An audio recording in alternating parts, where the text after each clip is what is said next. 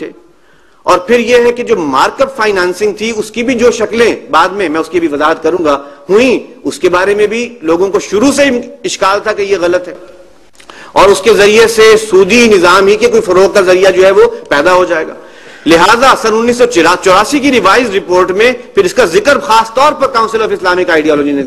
کیا کہ ہم نے یہ تجاویز نہیں دی تھی، ہم نے اس کو فلاں فلاں معاملے کو بہت سپیرنگلی یوز کرنے کے لیے کہا گیا تھا اور ٹرانزیشنری پیریڈ کے لیے کیا گیا تھا، لیکن انہوں نے جو ہے معاملے کو اسی کو ہی اختیار کر لیا اور اصل چیزوں کو جو ہے وہ چھوڑ دیا.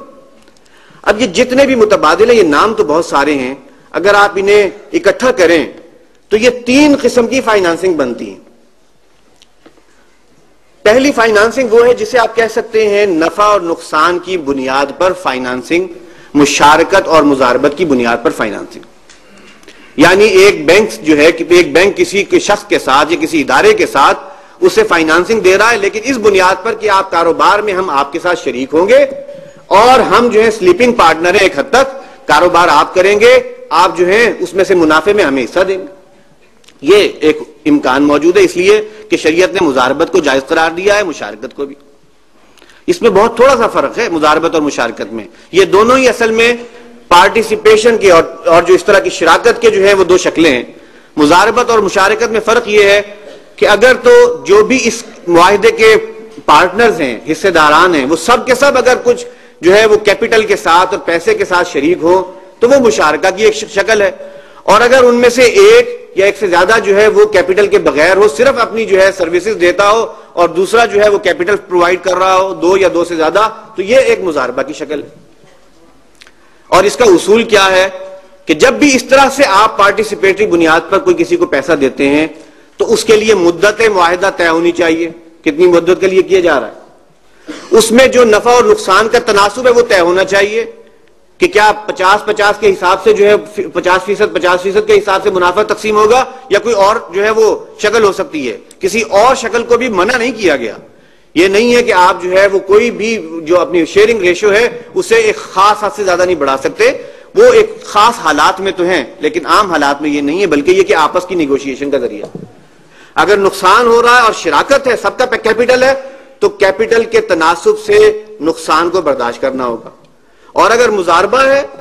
تو جو کیپٹل لا رہا ہے وہ کیپٹل کا پورا نقصان برداشت کرے گا، اور جو شخص جو ہے وہ اپنی ایفرٹس لا رہا ہے وہ صرف ایفرٹ کی حد تک جو ہے اپنا نقصان برداشت کرے گا، اس کا کیپٹل لاس نہیں ہوگا. تو یہ اصول ہے، کچھ بنیادی اصول جو مزاربت اور مشارکت کے ہیں. پھر اس میں ڈیٹیلز ہیں کہ مزارب کی ذمہ داریاں کیا ہیں، اس کے لیے کیا کیا جو ہے چیزیں راستے کھلے ہیں، اور رب المال کے لیے کیا ہے، اور اگر شراکہ ہے تو اس کی کس قسم میں کس کی کیا رسپانسبلٹیز ہیں. یہ پھر ڈیٹیلز ہیں جس کی اس وقت جو ہے بیان کی ضرورت نہیں. یہ ایک ایسا طریقہ ہے جس سے کہ بینک اگر کوئی ایک مالیاتی ادارہ جس میں فنڈ جو ہے جمع ہوتا ہے وہ اختیار کرے تو اس کے ذریعے سے منافع میں شریک ہو کر گویا کاروبار میں اپنا حصہ ڈال سکتا ہے. لیکن سوال یہ ہے کہ بینک اس طرف کیوں نہیں آتے، کم کیوں آتے ہیں؟ وجہ یہ ہے کہ اس میں بنیادی اصول یہ ہے کہ جو ذمہ داری ہے اور رسک ہے اسے شیئر کرنا پڑتا ہے. آپ کاروبار میں تو ہمیشہ فائدہ نہیں ہوتا، فائدہ کبھی زیادہ ہے کبھی کم ہے، نقصان بھی ہو سکتا ہے، لیکن پیسہ دینے والا جو خواہش ہوتی ہے نقصان نہ ہو، لہذا وہ اس آپشن کو اویل کرنے سے تھوڑا سا گریز کرتے ہیں. اب اگر ہم اسلامی بینکاری کی بات کر رہے ہیں اور ہمارے پیش نظر یہ ہے کہ سود سے بچنا ہے تو ہمیں اس اصول کو تو اختیار کرنا پڑے گا، یہ ایک مجبوری ہے. نبی صلی اللہ علیہ وسلم کا فرمان ہے ان الخراج بالضمان، کہ نفع کا اور جو ہے منافع کا استحقاق وہ رسک شیئرنگ کے ساتھ ہے. تم ذمہ داری بھی قبول کرو تو منافع میں تمہارا حق موجود ہے. اب اگر بینک اتنا بھی نہیں کر سکتا کہ جس کے ساتھ فائنانسنگ کی جا رہی ہے، انویسٹ کیا جا رہا ہے، ان کے لین دین کی کوئی مانیٹرنگ کر سکے، ان کے اکاؤنٹس کو چیک کرنے کا کوئی نظام بنا سکے کہ آیا وہ ہمارے ساتھ جو ہے کھیل تو نہیں کھیل رہے، اور جو ہے ان کے ساتھ کسی حد تک جو ہے وہ شریک نہ ہو، تو پھر ظاہری سی بات ہے وہ پھر پیور فائنانشل انٹرمیڈیشن چاہ رہے ہیں. وہ پھر اسلامی نظام کے تحت کام نہیں کرنا چاہ رہے. اسلامی نظام میں تو یہ ہے کہ اگر آپ اس پر اعتماد کرتے ہیں ٹھیک ہے، اسے کام کرنے دیجئے، اگر نہیں ہے تو آپ اپنا جو ہے کام کا کوئی حصہ طے کر لیں. اور بینک کے لیے بڑی سہولت سے ہو سکتا ہے کہ وہ اس کے جتنی بھی فائنینشیل ٹرانزیکشنز ہیں ان کے اوپر اپنی جو ہے کوئی چیک لگائے، دیکھے کہ وہ ٹھیک ہو رہی ہے کہ نہیں ہو رہی، کہیں ڈبل بک کیپنگ تو نہیں کی جا رہی. اب جب یہ بھی نہ کرنا چاہیں گے تو ظاہری سی بات ہے یہ آپشن انہیں پھر سوٹ نہیں کر رہی ہوتی، اور وہ یہ کہتے ہیں کہ ہمیں یہ چیز پسند نہیں ہے لہذا اس کی طرف نہیں جائیں گے۔ اگر تو بینکنگ کرنی ہے اور اسلامک بنیادوں پر کرنی ہے تو اگر مزاربت اور مشارکت ہے تو پھر اس میں یہ ذمہ داری کا فیکٹر قبول کیے بغیر پاسبل نہیں۔ دوسرے قسم کے آپشنز وہ ہیں جس میں لوگوں کی کچھ فائنانسنگ کی کچھ نیڈ کسی انداز میں پوری ہو رہی ہے، اور وہ کیا ہے جسے ہم عام طور پر اجارہ کے نام سے جانتے ہیں۔ اجارہ شریعت میں ایک جائز کانٹریکٹ ہے۔ اس کا کیا مطلب ہے اجارے کا؟ اجارے کا مطلب یہ ہے کہ کوئی شخص کسی چیز کے استعمال میں دلچسپی رکھتا ہے، اسے استعمال چاہیے، اور وہ چیز ایسی ہے جو کہ استعمال کے ساتھ اپنا وجود ختم نہیں کر لیتی، اس کا وجود برقرار رہتا ہے، جیسے کوئی گھر ہے، کوئی کار ہے، کوئی گاڑی ہے، وغیرہ وغیرہ، اس طرح کی چیزیں جو استعمال کے ساتھ انٹیکٹ رہتی ہیں۔ اب کسی کو اس کی اونرشپ میں دلچسپی نہیں ہے، کیوں؟ اس لیے کہ اونرشپ اتنی مہنگی ہے کہ وہ اسے افورڈ نہیں کر سکتا، وہ چاہتا ہے استعمال کرنا ایک مدت تک کے لیے، تو اب اجارے کا ایک کانٹریکٹ شریعت نے جائز قرار دیا۔ اور یہ اجارہ جو ہے اجارت الاشخاص بھی ہوتا ہے کہ لوگوں کے ساتھ آپ کو کسی شخص کو غلام نہیں خرید سکتے، غلام کی اب جو ہے گویا حالات ہی نہیں ہے کہ آپ اسے خرید لیں، آپ اس کی صرف سروسز لینا چاہتے ہیں، اس سے معاہدہ طے کر لیں، صبح سے شام تک جو ہے 8 گھنٹے کام کرو گے تو میں تمہیں اتنا جو ہے اجرت دوں گا، یہ اجارت الاشخاص ہے، آپ نے گویا اس کی سروسز ہائر کر لی۔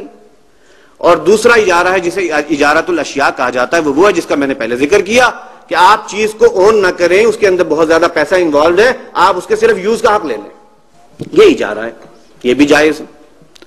اب سوال یہ ہے کہ اگر یہ جائز ہے تو پھر بینکنگ میں یہ کیسے آئے گا، کس طریقے سے استعمال ہو سکتا ہے؟ اور اگر بینکنگ میں استعمال کیا جا رہا ہے تو اس میں اس کا مس یوز کیا ہے، اس کو بھی سمجھنے کی ضرورت ہے۔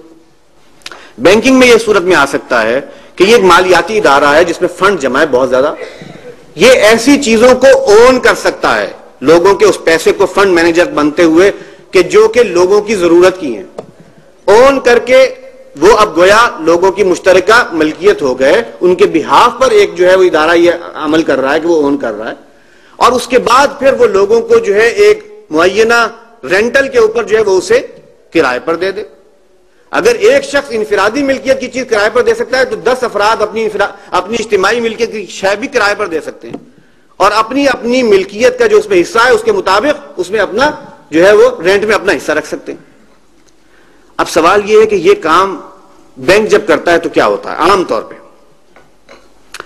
پر یہ ہوتا ہے کہ اس اجارے کو عام طور پر 2 طرح سے استعمال کیا جاتا ہے، ایک کو ہم کہتے ہیں فائنینشل لیز اور ایک کو کہا جاتا ہے آپریٹنگ لیز۔ فائنینشل لیز جو ہے وہ تقریباً وہ چیز ہے جو کہ ایک لون کی صورت میں، قرض کی صورت میں